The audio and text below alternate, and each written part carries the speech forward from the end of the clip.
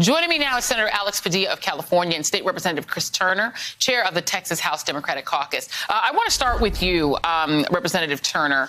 First, I have to talk to you about this threat to have you all arrested when you return to Texas and supposedly to track you down like the Fugitive Slave Act is still in force now. What do you make of that, those threats?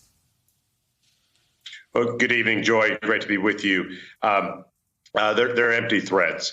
As you stated, the governor, the state of Texas doesn't have jurisdiction outside the state of Texas.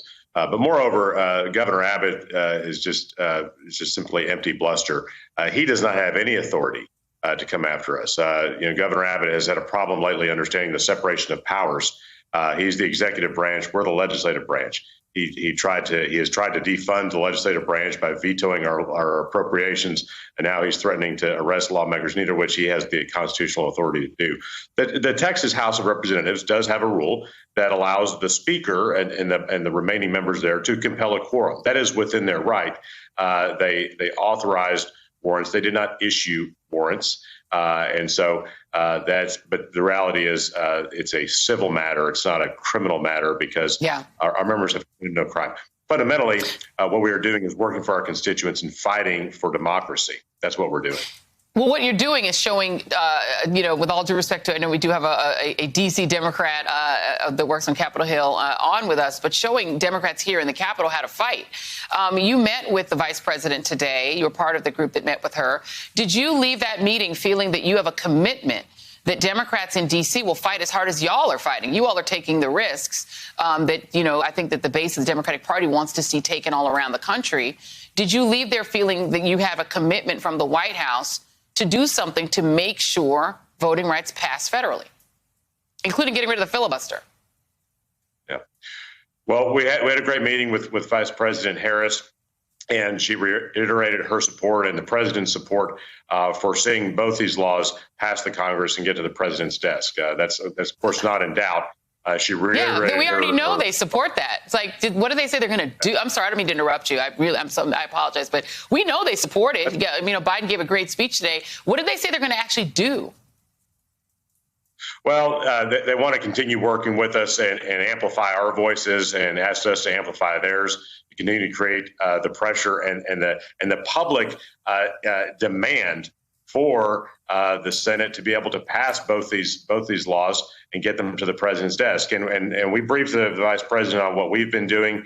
We've had a delegation of members working the Senate side today. We had a group of our members meet with Senator Padilla earlier today and some other senators. And we're going to continue to do that for the next several days.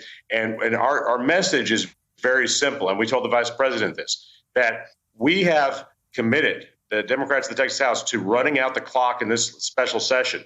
That'll end August 7th, to kill this bill. And we're going to use that time to spread the word about what a crisis this is for our democracy. But we can't do that forever, obviously. We have to go back to Texas.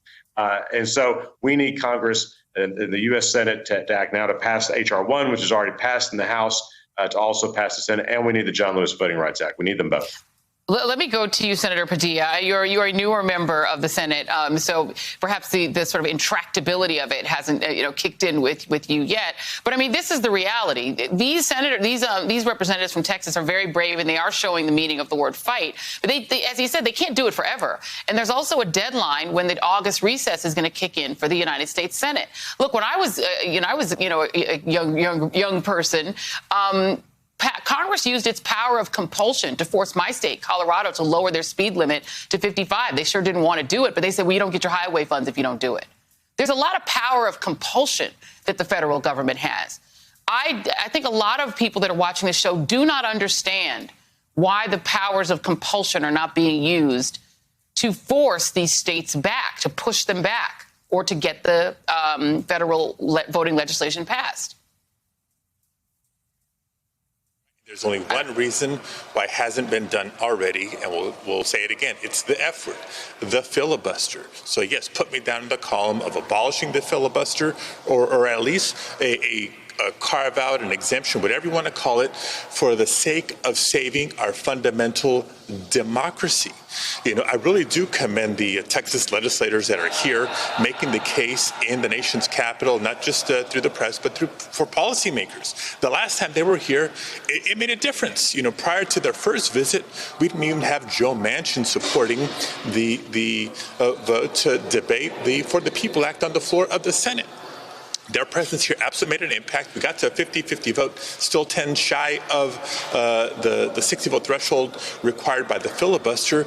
But maybe their presence here and the examples that they're bringing of these voter suppression laws in Texas can continue to move not just the hearts and minds of the general public, but members of Congress as well. And I got to tell you, as we're trying to influence the public and highlight what's happening, it's not just Texas. You saw the sham of an audit in Phoenix, Arizona. You've seen what's happened in Georgia in recent months and in Alabama and in Iowa. Voter suppression is happening across the country, and that's why, yes, Congress needs to act. But here's the thing, Senator, is that, you have maybe 10 senators who want to keep the filibuster. They seem to be clinging to that more than they are to democracy. They don't seem to have any urgency. They don't have the urgency you just described. Why would you go along with voting for their infrastructure bill? Manchin really wants that.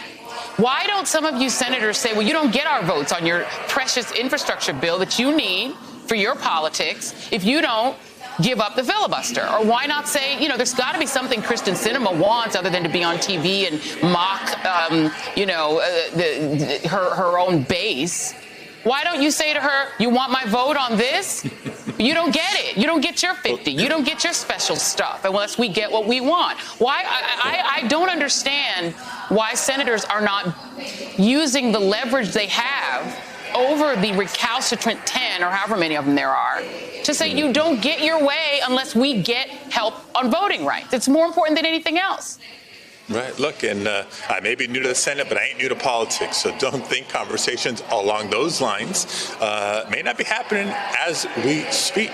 But the point I'm trying to make here is with the presence of these heroes from Texas, it is making a difference. And so last go around, it moved at least one or two. This go around, hopefully it's another two, whether it's on the substance of the John Lewis Voting Rights Act, which is already supported bipartisan, or H.R. 1S1, or maybe the rules for the filibuster itself. It is making an impact. We need to hear from them more. We need to hear from other states. Congress needs to hear from the American people. And between President Biden's speech, the courage of these Texas legislators, and more of us continuing to speak out and bringing specific examples as to the harm here. One of the compelling examples that the Texas representatives made is the elimination of drive-through voting. What does that mean for voters with disabilities? And don't tell me that in Texas it's okay because they can vote by mail, because you know how restricted it is to be able to vote by mail in Texas. So we've got to call out these examples to really exemplify the true voter suppression, Jim Crow modern era that we're talking about here in state after state. Is all the more reason why we need these reforms to be done in Congress.